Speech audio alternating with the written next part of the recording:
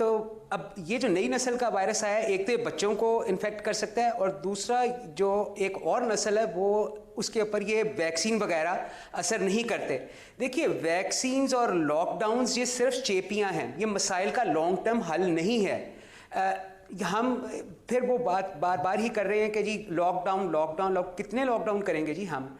और जब एक आपको पता है कि आगे नई वेरिएशंस आनी है इस वायरस की, हर हफ्ते नई कोई वेरिएशन कहीं ना कहीं दरियाफ्त हो रही है, हफ्ते में एक्चुअली कई दरियाफ्त हो रही हैं। लेकिन मैं आपको आपकी नहीं डॉक्टर साहब, फिर इसका हल क्या है? फिर इसको आप कैसे डील करें? नहीं डॉक्टर साहब, फिर आप इसको कैसे डील करें? जैसे हम नज़ले को करते हैं, नज़ले का ज़ुकाम बुखार होता है, हम उसको उसके जो सिम्टम्स हैं उनको कंट्रोल कर लेते हैं। इस वायरस के जो सबसे ख़तरनाक पहलू है वो सोजिश है। अगर हम ऐसी चीज़ें बनाएं जिनसे कि हम सोजिश को पता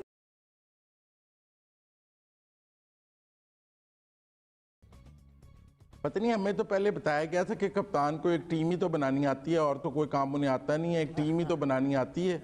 और अब हमें 2.5-3 साल बाद बताया जा रहा है कि उनको टीम ही बनानी नहीं आती, उनकी टीम ही नालायक है। पहले हमें बता रहे थे कि उनके पास तो सैकड़ों टेक्नोक्रेट्स और चीज़ें, वो खुद कहते थे मैंने सारी टीम इन लाइन कर ली हुई है, और वो कहते थे मैं कप्तान हूँ, मुझे टीम ही तो बनानी आती है, और अब हमें कहते हैं टीम नहीं बनानी आती है। पता नहीं, ये भी एक नया यू टर्न है काज़मी साहब ने जो हमें समझाया है। लेकिन बहरहाल कमिंग टू द पॉइंट, और हमने देखा, मैं तो कह रहा हूँ कि जो केपी में तब्दीली नजर आई है, 300 बीबी बताना भूल गई, वो सिर्फ हॉस्पिटल और यूनिवर्सिटी का बता रही थी। मैं तो कह रहा हूँ मैंने 350 डैम भी देखे और 10 अरब सुनामी ट्री नहीं देखे, मैं तो 100 अरब की सुनामी ट्री देख चुका हूँ। और आपको पता है पेशावर दुनिया का खूबसूरत शहर हो गया है, और केपी दुनिया का तरक्की याफ्ता है। हर गली मोहल्ले में एक यूनिवर्सिटी है, एक अस्पताल है, हर तहसील में एक डैम है, बिजली लाखों मेगावाट वो बना रहे हैं। क्या बात है, वहां तो डॉलर 15 रुपए का है, डॉलर वहां पे 150-60 का नहीं है। तो मैं बात सुने, लफाजी करना बड़ा आसान काम है। तमाम चीजों की जिम्मेदारी सिर्फ और सिर्फ वाहिद इमरान खान साहब पे आती है। 3 साल बाद आके कौम को कहते हैं कि यू टर्न भी लेना है, और वो कहते हैं चाइना का मिसाल है, अमेरिका का मिसाल है, कभी मदीना का मिसाल बना रहे थे।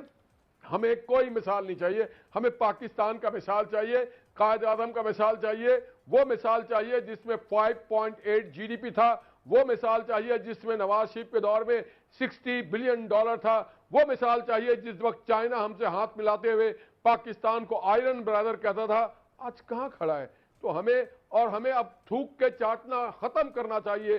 कल तक आप कहते थे कि कौन किसका यार है, आज मोदी साहब इमरान खान साहब को लिख रहे हैं खत। तो जनाब, जब नवाज शरीफ पीस की बात करता था तो वो गद्दार था, आज इमरान खान साहब जब कह रहे हैं कि हमें खित्ते को लेके आगे बढ़ना है, पीस की बात करना है, मोदी खात का हमें कोरोना पे और 23 मार्च पे खतूत आ रहे हैं, हम भी तो यही बात कर रहे थे। तो बात सारी यह है कि जिम्मेदार टीम का कैप्टन होता है, जिम्मेदार वजीर आजम होता है, फर्द वाहिद नहीं होता। ठीक है, मोदी का खत है, लेकिन उस खत को सर जरा गौर से पढ़िएगा। उस खत में भी एडमिटी है, उस खत के अंदर भी जो है वो मोदी ने अपनी दुश्मनी और छुरा घोंपने वाली जो पॉलिसी है उन्होंने उसको तर्क नहीं किया। और उसके ठीक एक दिन के बाद जो इंडियन आर्मी चीफ ने स्टेटमेंट दिया है, वो उसके अंदर कितना जहर था। जो दिल्ली के अंदर उन्होंने बात की साफियों के साथ बैठकर, उसमें कितना जहर था, उसका जवाब पाकिस्तान की तरफ से अभी तक गया नहीं, जाना चाहिए।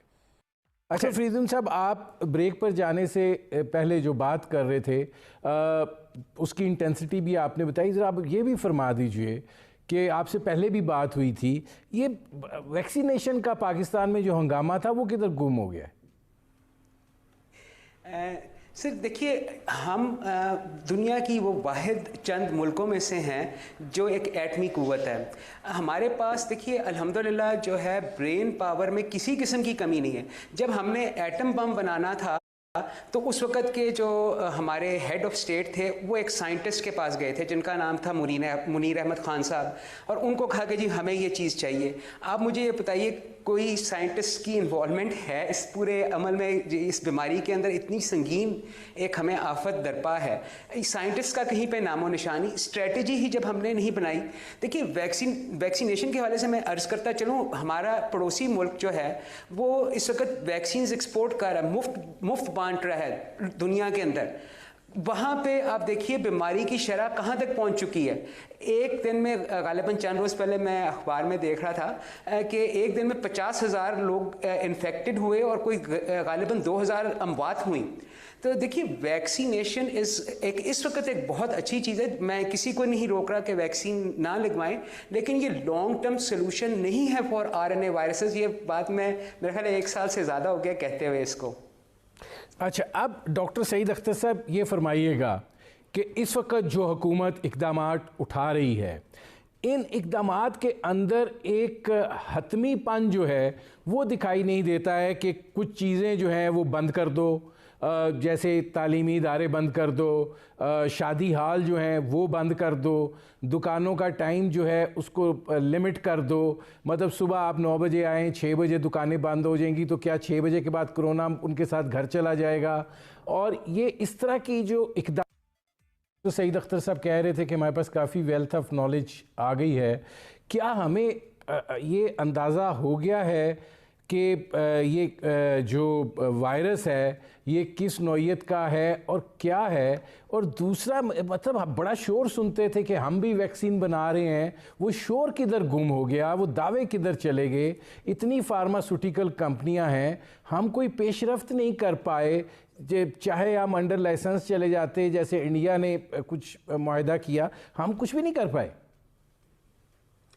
जी, बड़ी अनफॉर्चुनेट सिचुएशन है। और जहाँ तक बात है कि हम क्या इस बीमारी को समझ पाए हैं, देखिए मैं आपको एक मिसाल देता हूँ कि अभी जिसे UK वेरिएंट कहा जा रहा है B117, अब तहकीक के ज़रिए मालूम ये हुआ है कि ये जो वायरस है ये जिस चीज़ को पकड़ के सेल के अंदर दाखिल होता है उसके साथ इसके चिपकने की सलाहियत पुराने वायरस से कहीं ज़्यादा है।